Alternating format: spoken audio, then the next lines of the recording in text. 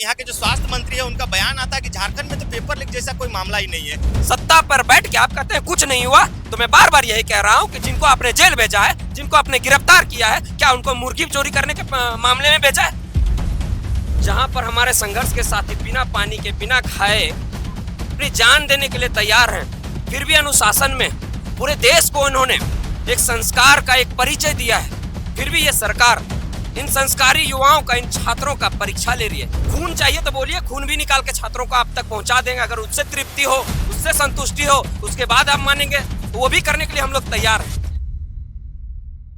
तो यहाँ पे आप देख सकते हैं इस वीडियो के माध्यम से कि हजारों छात्र जो हैं वो आज यहाँ पे पहले से हैं, लेकिन आज की जनसंख्या आप देख सकते हैं, अभी रात्रि का वक्त है, लेकिन उसके बावजूद भी छात्रों का जो हुजूम है वो लगातार जयपाल सिंह मुंडा स्टेडियम में आप लोगों को देखने को मिल रहा होगा। जहां पर हमारे संघर्ष के साथी बिना पानी के, बिना खाए अपनी जान देने के लिए तैयार हैं, फिर भी अनुशासन में पूरे देश को उन्होंने एक संस्कार का एक परिचय दिया है। फिर भी ये सरकार इन संस्कारी युवाओं का, इन छात्रों का परीक्षा ले रही है। आप चाहते क्या है महाराज? क्या चाहते हैं आप? कि स्टूडेंट आंदोलन करे, अनशन में रहे, भूखे प्यासे रहे? उससे ज्यादा क्या चाहते हैं आप? उनका खून पीना चाहते हैं क्या? खून चाहिए तो बोलिए, खून भी निकाल के छात्रों को आप तक पहुंचा देंगे। अगर उससे तृप्ति हो, उससे संतुष्टि हो, उसके बाद आप मानेंगे, तो वो भी करने के लिए हम लोग तैयार हैं। तो ये सरकार जो है बिल्कुल भी संवेदनशील नहीं लग रही है। कई बार छात्रों को बुलाया जा रहा है, वार्ता हो रही है, तो क्या वो समन्वय नहीं बन पा रहा है छात्रों को और नेता मंत्रियों के बीच में? देखिए, दाल में काला है, इसलिए मैं बार बार कहता हूं कि the government either they are not enough capable to handle their administration over there, or they don't want to do something good for the Jharkhandi people and the young youth of the Jharkhand. चाहे वो सत्ता में बैठकर इसको चलाने लायक नहीं है, और अगर चलाने लायक है और नहीं कर रहे हैं, इसका मतलब कि वो करना नहीं चाहते हैं। तो कहीं ना कहीं बेईमानी है, उनके मन में खोट है, और जो पेपर लीक है वो ऐसे ही नहीं हो जाता है। आप ब्लैक लिस्टेड कंपनियों को, एजेंसियों को आप कॉन्ट्रैक्ट देते हैं, उनको क्या आप मांगिए मुझे देंगे क्या? आप मांगिए आपको देंगे क्या? नहीं देंगे। तो कहीं ना कहीं सरकार का भी छत्र छाया में वो पल रहे हैं, और पदाधिकारियों के मिली भगत के बाद उनको कॉन्ट्रैक्ट मिल रही है। तो हम तो सत्ता से हमें कोई लेना देना नहीं, हमें मतलब है यहाँ की व्यवस्था परिवर्तन से। इस व्यवस्था में परिवर्तन चाहिए हम लोगों को। अच्छा, जेपीएससी को रिफॉर्मेशन होना चाहिए, ताकि ट्रांसपेरेंसी हो, ईमानदारी से, और जो डिजर्विंग कैंडिडेट्स हैं, डिजर्विंग स्टूडेंट्स हैं, वो अपने अच्छे पद में जाएं। अगर उस डिजर्विंग कैंडिडेट पद में अच्छे पदों में नहीं जाएंगे, झारखंड के ब्लॉक स्तर का, राज्य जिले स्तर का और इस राज्य स्तर का एडमिनिस्ट्रेशन कैसे संभलेगा? तो पूरे झारखंड को ये खोखला करने का काम कर रहे हैं। और हमारी मांग सत्ता का नहीं है। हमने कभी कहा कि हेमंत सोरेन आपको उखाड़ के फेंक देंगे, आपका विधानसभा उखाड़ के फेंक देंगे? हम ये कहते हैं जेपीएससी को रिफॉर्म करो, पदाधिकारियों को वहां से गिरफ्तार करो, और उसके तह तक जाइए कि आगे आने वाले फ्यूचर में दोबारा गलती नहीं हो। हम अपनी व्यवस्था परिवर्तन के लिए मांग कर रहे हैं, और ये व्यवस्था किसके अंदर है? सत्ता के अंदर है। अगर ये व्यवस्था में परिवर्तन नहीं होता है, तो इन स्टूडेंट्स और छात्रों, युवाओं का हाथ सत्ता के गर्दन तक भी पहुंचेगी, और उस दिन ये सरकार इन युवाओं के आक्रोश को संभाल नहीं पाएगी। जो शिष्टाचार, जो डिसिप्लिन, जो डेडिकेशन और डिटर्मिनेशन आपको इस सभा में दिख रही है, इस अनशन में दिख रही है, वो रूप आपको देखने को नहीं मिलेगा। फिर कुछ और होगा, उसके बाद आप संभाल नहीं पाएंगे। तो समय रहते मैं चाहता हूं कि ये सरकार संज्ञान में ले इन युवाओं के मांगों को। ये युवा, ये छात्र इस राज्य के भविष्य है, इस देश के भविष्य है।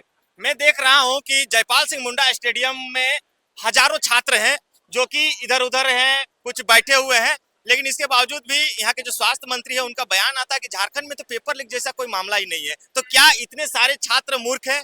क्या इतने सारे छात्र बिना मतलब का आकर और यहाँ पे गुटबाजी कर रहे हैं? बिल्कुल भी छात्र कभी भी मूर्ख नहीं हो सकते, वो पढ़े लिखे इंसान है। मूर्ख तो वो मंत्री जी लग रहे हैं मुझे। किस तरह से उन्होंने डॉक्टर का टैग लगा के आया, मुझे समझ में नहीं आता।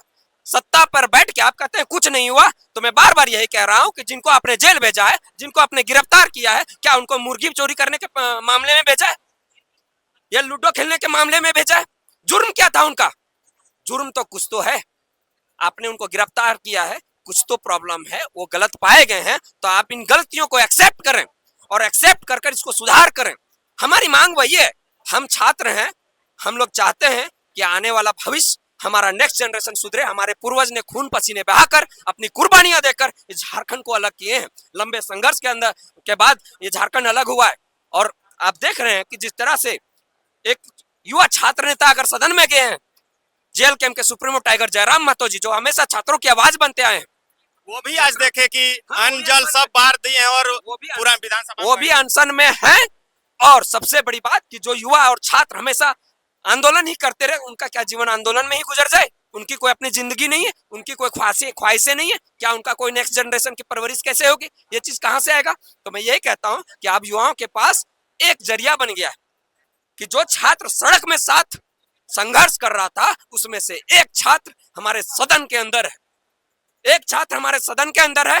हमारा संघर्ष सड़कों में जारी है। हमारे जो एक आदर्श, जो युवाओं के आदर्श है, the youth icon of Jharkhand tiger Jairam Mahato ji सदन में है और वो लगातार छात्रों की आवाज बनते आए हैं और पूरे मुखरता से छात्रों के मुद्दे को उठा रहे हैं, जिससे छात्रों में उत्साह है, युवाओं में उत्साह है और उन्हें पूर्ण का भरोसा है कि जब हम लड़ाई दोनों जगह लड़ रहे हैं तो सफलता मिलेगी। छात्र जो हैं लड़ाई लड़ रहे हैं, एक दूसरे के संघर्ष को, साथी को खोना नहीं चाहते हैं।